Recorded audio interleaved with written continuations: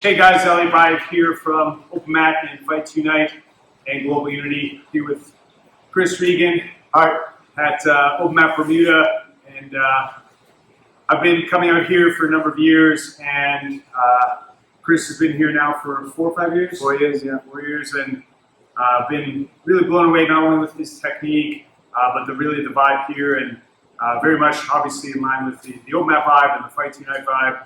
And so I wanted to take this opportunity to kind of introduce him and OpenMat Bermuda to folks that maybe don't know. So Chris, why don't you tell folks a little bit about your training background, how you got started, how long you've been training, where you got your black belt, and maybe how you ended up here. Okay.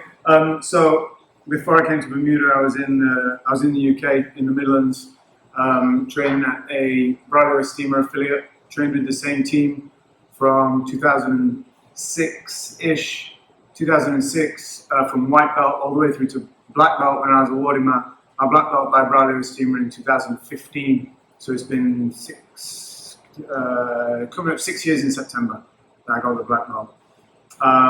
Moved to Bermuda 4 years ago and linked in with Aaron Dyer, who was a purple belt under Elliot, who is from Bermuda. And we started training together and met up with Elliot and decided that OpenMat Bermuda would be a good way for us to progress Jiu-Jitsu on the island, and for us to get some good training, because there really wasn't any Jiu-Jitsu. There was me and Aaron and maybe 2-3 other guys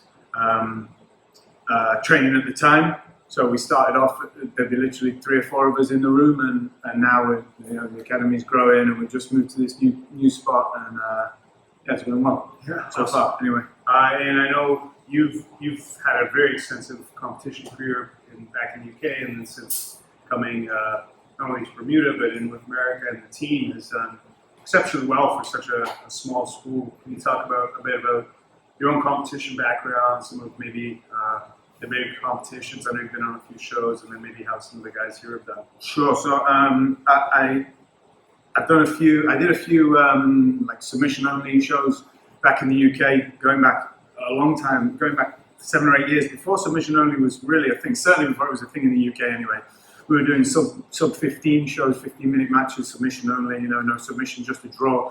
So I started that. I started getting onto those at like brown belt and fighting headlines on those shows. Like, I don't want to blow my own trumpet, but I always put on a good show. Whether I win or I didn't win them all, but it was always a good match. Like, I always gave them a good match, and I'm quite well known in the UK for taking matches that, like, on short notice, they'll offer me matches because they know I'm not bothered about rule sets. I'm not bothered about opponents. It's just the love of the fight.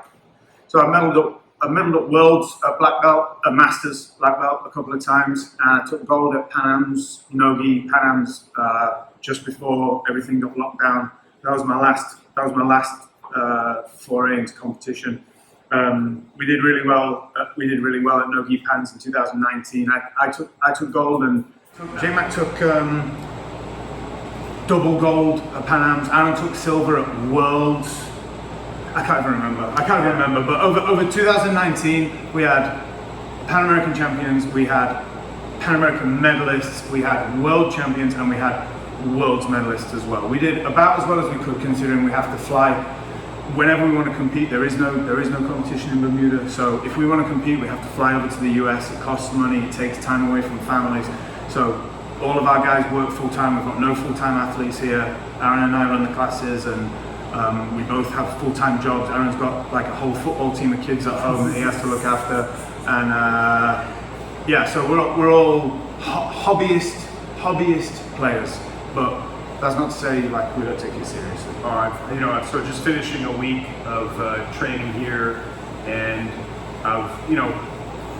one thing I was saying in the class at the end of class tonight is, I've traveled the world, trained a lot of world-class gyms, and often you'll find either there's like amazing technique or really great competitors or a really great vibe, but it's kind of rare to find all three. And here, like, everyone's so warm and welcoming. The training's really hard but super technical. I'm actually excited to have Chris show a technique that really shut down a lot of my A game. A lot of us know the shoulder crunch, inverted armbar sweep. That's part of my A game.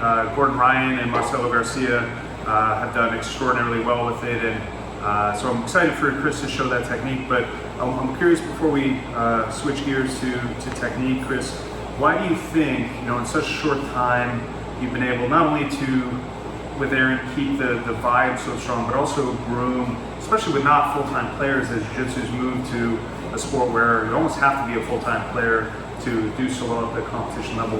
Why is it that, how is it that you've been able to get the team to such a high level in such a short amount of time? I think it's a combination of things. I think a lot of it, we've been very fortunate with the guys who've walked through the door.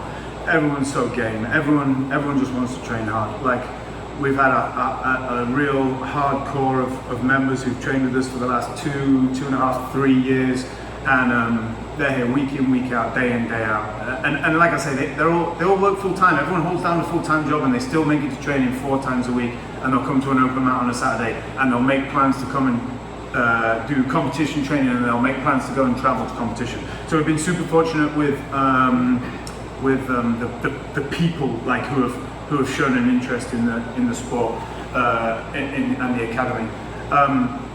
I think when it comes to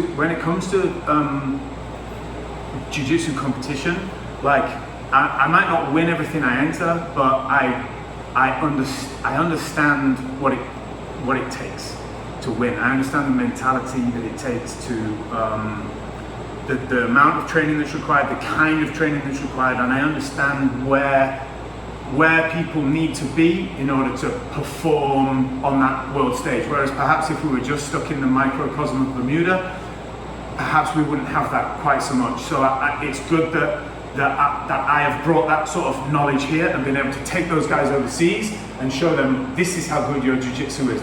We've got guys competing on the world stage and winning. Like, what more do you need to know? Like, but without seeing it with your own eyes, it's hard. Sometimes it's hard to appreciate, right? Until you've gone and done it, then it's hard to appreciate. So I think that there's an element of that as well. And like, we've inherited a couple of guys who've come to us maybe with a blue belt or a purple belt, but most of our guys started with zero knowledge. Most of our blue and purple belts came to us with little or no knowledge.